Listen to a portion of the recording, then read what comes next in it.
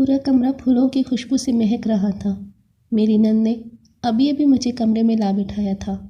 میں بہت خوش تھی کہ اتنا بڑا گھر اور ایسا کمرہ جس میں ہر آسائش موجود تھی اب میرا تھا، ورنہ کہاں میں ایک غریب باپ کی بیٹی اور کہاں شاویز خان۔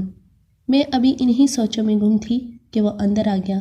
میری دھڑکن تیز ہونے لگی اور میں اپنے آپ میں سمیٹ چکی تھی، لیکن کمرے میں آتے ہی میرے شوہر نے مجھ سے کلام کیے بغیر ہی کالا دھاگا میرے ہاتھ میں باندھنا شروع کر دیا۔ ابھی میں اس دھاگے کے سحر سے نکلی نہ تھی کہ اچانک میرے شوہر نے میرے سر پر ایک انڈا توڑا اور اس کی زردی میرے پورے چہرے پر مل دی۔ میں دگ سے رہ گئی۔ مجھے تو اس وقت اپنی جان بھی خطرے میں محسوس ہوئی۔ میں نے فوراً اپنے شوہر کو دھکا دیا اور وہاں سے بھاگ نکلی۔ میں بہت حیران تھی، آنسو میری آنکھوں سے ٹوٹ کر بکھر رہے تھے۔ بھلا ایسا بھی ہوتا ہے پہلے دن کی دلہن کے ساتھ؟ اب مجھے معلوم ہو چکا تھا کہ میرے ساتھ بہت بڑا دھوکہ ہو چکا ہے، کیونکہ میرا شوہر تو اس وقت بالکل نارمل نہیں لگ رہا تھا۔ شاید وہ نیم پاگل شخص تھا۔ میں انگاروں پر گزاری ہوں جیسے۔ ایک پل کو سکون نہ مل سکا۔ میں جلد سے جلد اپنے میکے جانا چاہتی تھی اور جیسے ہی صبح ہوئی میں وہاں سے نکل بھاگی۔ مجھے بھاگتا دیکھ کر وہ میرے پیچھے لپکا۔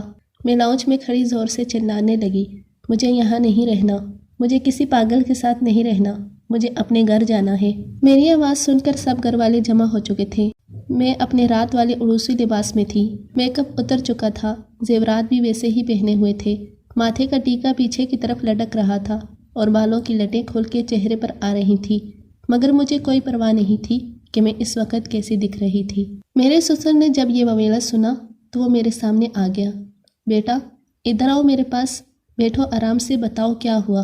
میں ان کے کہنے پر بیٹھ تو گئی، مگر میرا وہاں رکنے کا کوئی ارادہ نہ تھا۔ میرا دلہا بھی میرے سامنے کھڑا حیران پریشان اپنا پسینہ صاف کرتا ہوا مجھے دیکھے جا رہا تھا۔ چاچا جی مجھے کسی پاگل کے ساتھ نہیں رہنا، آپ مجھے میرے گھر پہنچا دیں۔ میں نے ان کی طرف رحم طلب نظروں سے دیکھا۔ پاگل؟ یہ بات میرے سسر اور شوہر دونوں نے ایک ساتھ ہی کہی تھی۔ جی ہاں پاگل، میں نے زور دے کر کہا اور پھر سے کھڑی ہو گئی۔ ایک منٹ بیٹا، آرام سے بیٹھو، آپ تو میری اچھی بیٹی ہو، یہ کیسے باتیں کر رہی ہو آپ؟ وہ پھر سے مجھے بٹھا کر بولے۔ سب لوگ مجھے حیرت سے دیکھ رہے تھے سوائے میری ساس کی۔ شاید وہ کچھ جانتی تھی یا ایسے ہی چپ تھی، لیکن میں نے کسی کی بات نہیں سنی اور پھر سے رونا شروع کر دیا۔ تب میری ساس نے اپنی زبان کھولی اور انتہائی سپاٹ آواز میں بولی، شاویز اسے چھوڑ آؤ اس کے گھر۔ ان کی بات سے مجھے کچھ سکون ملا، مگر میں نے جلدی سے کہا کہ میں شاویز کے ساتھ نہیں جاؤں گی، مجھے ڈرائیور کے ساتھ بھیج دیں۔ چاچا بھی میری حالت دیکھ کر افسردہ تھے اور سر جھکا کر ڈرائیور کو آواز دینے لگے، جبکہ شاویز نے سب کو حیرت سے دیکھا۔ میں وہاں سے تو نکل آئی تھی، مگر میرے باپ کے گھر بھی مجھے جو کچھ جھیلنا تھا وہ بھی بہت تکلیف دہ تھا۔ میرا نام نورین ہے اور میں ایک اسکول ٹیچر کی بیٹی ہوں۔ جب سے ہوش سنبھالا ہے اپنے باپ کو ماں پہ ظلم کرتے دیکھا ہے۔ نہ جانے کیوں وہ ہر روز امی پہ غضبناک رہتے تھے، حالانکہ امی تو کبھی ان کو پلٹ کے ان کو جواب تک نہ دیتی تھی۔ لیکن جب میں جوان ہونے لگی تب مجھے علم ہوا کہ ابا کیوں امی سے خفا رہتے ہیں۔ وہ ہر وقت امی کو بدکرداری کا طعنہ دیتے رہتے ہیں اور وہ چپ چاپ سنتی رہتی ہیں۔ اب تو ابا مجھے بھی یہی طعنہ دیتے رہتے کہ تو بھی اپنی ماں جیسے ہی نکلے گی اور تیرا مجھے بندوبست بہت جلد کرنا پڑے گا۔ میری ماں نے شاید بہت بڑا گناہ کیا تھا کہ ابا اسے معاف کرنے کو تیار نہ تھا۔ میں نے کئی بار امی سے پوچھنے کی کوشش کی مگر وہ ٹال جاتی۔ اب وہ مجھے تو نہیں بتا سکتی تھی نا کہ وہ کیا خطا کر بیٹھی تھی۔ میری ماں مریم بہت حسین تھی اور میں بھی انہی پہ گئی تھی۔ سب سہیلیاں میری تعریفیں کرتی نہ تھکتی تھی اور شاید ابا کو بھی میرے حسن نے خوفزدہ کر دیا تھا، تبھی وہ میرے باہر نکلنے پہ پابندی لگا چکے تھے۔ اسکول بھی خود ہی لے جاتے اور کالج بھی اسکول کے ساتھ ہی تھا۔ بے مشکل میں نے FA پاس کیا اور ابا کو میری شادی کی فکر پڑ گئی۔ مجھے بہت خوف آ رہا تھا کیونکہ ابا واقعی میں سنجیدہ تھے۔ میں نے امی سے کہا کہ مجھے آگے پڑھنا ہے، پلیز کچھ کریں، مگر وہ چپ رہتی۔ ایک بار بات کی تو ابا نے ان کو بہت مارا۔ اپنے جیسے بنانا چاہتی ہے تو اسے؟ تب امی نے چپ سادہ لی۔ انہی دنوں میں ایک امیر کبیر گھرانے سے رشتہ آیا میرے لیے اور ابا تو جیسے خوشی سے پھولے نہ سماتے تھے اور امی بہت پریشان تھی۔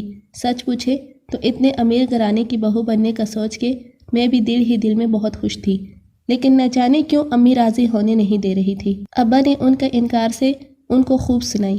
پہلے مجھے بتاؤ کہ تمہیں آخر اعتراض کس بات کا ہے؟ کیوں نہ کروں میں یہاں رشتہ؟ ان کے جواب میں امی کو چپ لگ گئی۔ ان کا چہرہ عجیب ہو گیا تھا، جیسے وہ کچھ بتانا چاہتی ہو مگر ہونٹوں پہ قفل لگ گئی ہو۔ ابا نے ان کو اپنا فیصلہ سنایا اور کہا کہ اگر کسی کے سامنے ایسی بات کی تو 3 طلاقیں منہ پہ مار کر نکال دوں گا۔ یہ سن کر امی روتی رہیں۔ ساری رات میں ان سے پوچھ نہ پائی کہ آخر وہ اس رشتے پر کیوں راضی نہیں ہیں، لیکن میں نے چپ رہنا بہتر سمجھا۔ دیکھ بیٹی، اس رشتے سے انکار کر دے۔ وہ روتے ہوئے مجھے اپنے سامنے بٹھا کر بولی۔ میں حیرت میں پڑ گئی۔ لیکن امی کیوں؟ میں نے پوچھا تو وہ مجھے آنکھیں دکھا کر بولی، تجھ سے جو کہا ہے وہ کر، یہ رشتہ ٹھیک نہیں ہے، بیٹی میری بات مان لے۔ لیکن مجھے بہت خوف ہو رہی تھی ان کی باتوں سے۔ میں تو اتنا امیر لڑکا دیکھ کر ہی اس پر فدا ہو چکی تھی، بھلا مجھے کیا پڑی تھی کہ میں نہ کرتی۔ لیکن میں نے امی کو کہا کہ میں تو کہہ دوں گی، مگر آپ کو کیا لگتا ہے ابا میری بات مانے گا؟ میں نے طنزیہ انداز میں کہا تو امی چپ ہو گئی۔ ابا نے ان لوگوں کو ہاں کہہ دی تھی۔ اب میرے سسرال سے اتنے تحائف آتے کہ میں حیرت میں پڑ جاتی، لیکن میری ماں اب بھی خوش نہیں تھی۔ لیکن میں اب بہت زیادہ خوش تھی۔ روز میرے سسرال سے ڈرائیور آتا اور مجھے کہتا کہ صاحب نے بھیجا ہے۔ میرے ہونے والے سسر مجھ پر جان چھڑکتے تھے۔ مجھے حیرت بھی ہوتی تھی، ساس بھی خوشی سے ملتی تھی، مگر سسر جی کی بات ہی اور تھی۔ وہ میری پسند سے ہر چیز مجھے دلاتے تھے۔ وہ روز کار بھجواتے، میں جٹ سے چلی جاتی، کیونکہ میرے سسر صاحب نے مجھے شاپنگ کے لیے بلایا تھا۔ لیکن امی کو ساتھ چلنے کا کہتی، وہ انکار کر دیتی۔ پتہ نہیں کیسی ماں تھی وہ۔ امی کو میرا شاپنگ کے لیے جانا بھی پسند نہ تھا، اور اب میں ان کو زیادہ خاطر میں نہ لاتی تھی۔ امی میری کسی چیز کو ہاتھ تک نہ لگاتی، نہ دیکھتی تھی۔ مجھے کبھی بہت دکھ ہوتا تھا۔ میں اپنی ماں سے بہت محبت کرتی تھی۔ وہ تھی کہ میری خوشی میں خوش نہ تھی۔ اسی طرح سب تیاریاں مکمل ہو گئی اور وہ دن بھی آ گیا جب میں رخصت ہو کر شاہمیز کے گھر آ گئی تھی۔ لیکن میرے ارمانوں پر پہلی رات ہی اوس پڑ گئی تھی۔ ایک پاگل ذہنی مریض کے پلے باندھ دیا تھا میرے باپ نے مجھے۔ دھوکا ہوا تھا میرے ساتھ۔ میں سوچ بھی نہ سکی کہ بھلا اتنا امیر اور خوبصورت لڑکا ہے اور رشتہ ہم جیسے میں کر رہے ہیں۔ مانا کہ میں بہت حسین تھی اپنی ماں کی طرح، لیکن لوگ تو پیسہ دیکھ کر ہی شادی کرتے ہیں۔ مجھے یقین نہیں آ رہا تھا کہ میں کیسے اس دن سب برداشت کر گئی، اور اب یہ سب سہنے کے بعد تو میں ہرگز اس شخص کے ساتھ رہنے کو تیار نہیں تھی۔ گھر آتی ہی میں امی سے لپٹ کر بہت روئی۔ وہ مجھ سے پوچھتی رہی کہ آخر کیوں اتنا رو رہی ہے، لیکن میں ان کو کیا بتاتی بھلا۔ میں نے آتے ہی کہہ دیا کہ میں اب وہاں نہیں جاؤں گی۔ میری بات سن کر امی خوفزدہ ہو گئی اور میرا ہاتھ پکڑ کر اندر کمرے میں لے آئیں۔ پاگل ہو گئی ہے کیا تو؟ اب تو تجھے یہ شادی نبھانی ہی پڑے گی، وہ مجھے جھنجھوڑ کر کہنے لگی۔ لیکن میں نے ان کو صاف کہہ دیا کہ میں اب نہیں جاؤں گی۔ امی نے مجھے ہاتھ جوڑ کے منت کی کہ یہ بات اپنے باپ کے سامنے مت کہہ دینا، ورنہ آج تیرا اور میرا آخری دن ہوگا۔ امی بہت گھبرائی ہوئی تھی۔ بے مشکل انہوں نے مجھے خاموش کروایا۔ شام ہوتے ہی ابا واپس آ گیا اور مجھے دیکھ کر پہلے تو بہت خوش ہوا اور شاویز کا پوچھا، لیکن جب انہوں نے میرے تیور دیکھے تو چونک گئے اور مجھ سے سب پوچھا۔ میں نے صاف صاف کہہ دیا، اب مجھے چاہے جان سے مار ڈالو، میں اس گھر میں نہیں جاؤں گی۔ میری بات سنتے ہی ابا آپے سے باہر ہو گیا۔ کیوں نہیں جائے گی بدبخت؟ تو بھی اپنی ماں کی طرح نکلی ہے بے حیا، اپنا کوئی یار پیچھے چھوڑ آئی ہے تبھی واپس نہیں جانا چاہتی۔ ابا میں اس پاگل کے ساتھ کبھی نہیں رہوں گی، میں نے چلا کر کہا۔ اچھا وہ پاگل ہے اور تو سیانی ہے؟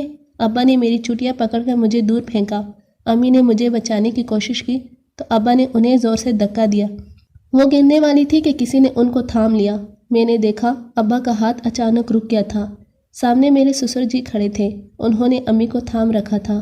امی نے جلدی اپنا آپ چھڑایا اور اندر بھاگ گئی۔ میرے سسر جن کا نام سلیم شاہ تھا میرے پاس آئے اور مجھے اٹھایا اور سر پر ہاتھ رکھا۔ وہ ابا سے بولے کہ یہ ہماری امانت ہے اور آپ اب اس کو کچھ نہیں کہہ سکتے۔ میں بہت گھبرائی ہوئی تھی۔ میرے ہاتھوں میں چوڑیاں ٹوٹ کر کلائیوں میں چبھ گئی تھی جن سے خون رس رہا تھا۔ سلیم شاہ نے ابا کو کہا میری بات سن لے، پھر جو فیصلہ کرنا ہے کر لے۔ وہ ابا کو حقیقت بتانے لگے، جسے سن کر مجھے سانپ سوکھ گیا اور ابا تو ایسے ہو گئے جیسے جسم میں لہو نہ ہو۔ سلیم شاہ نے جیسے ہی پڑھائی ختم کر کے گاؤں میں قدم رکھا، ان کی پہلی ملاقات میری ماں مریم سے ہوئی اور پہلی بار میں ہی ان کی زلفوں کے اسیر ہو گئے۔ وہ تھی ہی اتنی حسین، امی نے بھی ان کے آنکھوں میں چھپا پیغام پڑھ لیا تھا۔ اب وہ روز بہانے بہانے سے ایک دوسرے کو دیکھتے تھے، لیکن کبھی کوئی بات نہیں کی، کیونکہ میرے نانا نے امی کی تربیت بہت آسان طریقے سے کی تھی۔ امی اچھے برے کو جانتی تھی، انہیں علم تھا کہ کسی نامحرم سے ملنا یا بات کرنا بری بات ہے۔ سلیم شاہ نے اپنے دل کی بات اپنی ماں کو بتانے کا فیصلہ کیا، لیکن قسمت کو کچھ اور منظور تھا۔ جیسے ہی سلیم شاہ نے اپنے والدین سے مریم کی بات کی تو حویلی میں ایک ہنگامہ مچ گیا اور ان کی والدہ نے مریم کے والد کو بلوا کر خوب ذلیل کیا اور ان کی بیٹی کو گالیاں دی کہ وہ لڑکے پھنساتی پھرتی ہے۔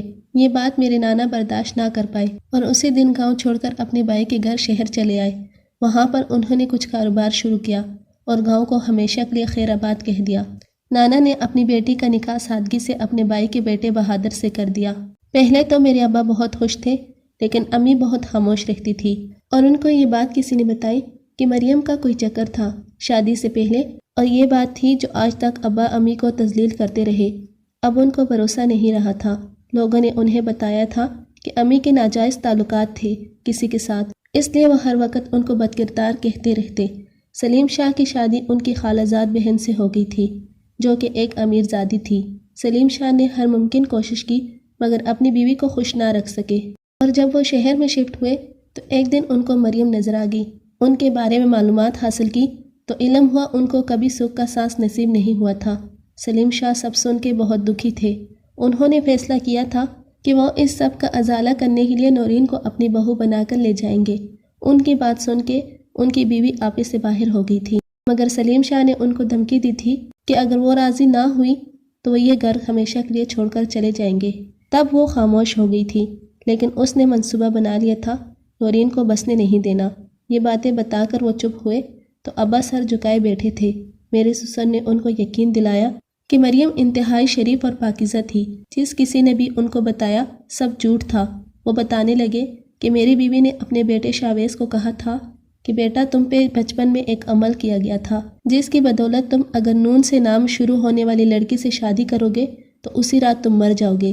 میں نے ایک پیر سے پتہ کیا ہے، اس نے کہا ہے کہ اگر تم پہلی رات یہ 5 کام کرو گے تو اس عمل کی کاٹ ہو جائے گی، اور اس نے کہا کہ تم پہلا کام یہ کرو گے کہ دلہن سے بات نہیں کرو گے، اور دوسرا کام اس کے پاس تک نہ بیٹھو گے، تیسرا کام اسے کڑوا کعوہ پلانا ہے، چوتھا کام اس کے ہاتھ پہ کالا دھاگا باندھنا ہے، پانچواں کام اس پر 4 کچے انڈے توڑ کر ان کی زردی اس کے چہرے پر مل دے۔ اپنی ماں کی یہ باتیں سن کر میرا بیٹا اس کے بہکاوے میں آ گیا۔ اصل میں میری بیوی نہیں چاہتی تھی کہ میں غریب سے گھر سے بہو لاؤں۔ مجھے علم نہ تھا کہ اس عورت کے دماغ میں کیا چل رہا ہے۔ وہ چاہتی تھی دلہا پہلے دن کی دلہن پر یہ 5 عمل کرے گا تو کوئی بھی لڑکی اس کو پاگل سمجھ کر بھاگ جائے گی، اور اس طرح وہ اس لڑکی سے چھٹکارا پا لے گی جسے میں نے پسند کیا تھا۔ سسر صاحب یہ کہتے ہوئے رو پڑے۔ وہ ابا اور امی اور مجھ سے معافیاں مانگ رہے تھے۔ آج پہلی بار ابا خاموش تھے۔ انہوں نے اچانک امی کے قدموں پہ ہاتھ رکھ کر معافی مانگی۔ وہ شرمندہ تھے کہ ایک انسان کی باتوں میں آ کر انہوں نے اتنے سال ان کو اذیت میں رکھا۔ بہادر صاحب، آپ کی مریم بالکل باکردار عورت ہے جس نے آج تک کسی کے سامنے منہ نہ کھولا۔ آپ کے نصیب میں ہیرا تھا، آپ جسے پتھر سمجھ کر ٹھوکر مارتے رہے۔ سلیم شاہ نے ابا کو کہا تو وہ زاروں قطار روتے رہے۔ اب امی ان کو چپ کروایا اور یقین دلایا کہ وہ انہیں معاف کر چکی ہیں۔ اتنے میں شاویز بھی آ گئے۔ ان کو دیکھ کر میں ابا کے پیچھے گھبرا کر چھپ گئی۔ بیٹا ڈرو نہیں، اب یہ آپ کو کچھ نہیں کہے گا، اسے میں نے حقیقت بتا دی ہے، یہ آپ سے اپنے رویے کی معافی مانگنے آیا ہے۔ میرے سسر نے میرے سر پر ہاتھ رکھا اور شاویز نے اپنے کان پکڑ لیے تو میری ہنسی چھوٹ گئی، ساتھ میں باقی سب بھی ہنسنے لگے۔ اب زندگی مشکل نہیں تھی، نہ میرے لیے نہ امی کے لیے۔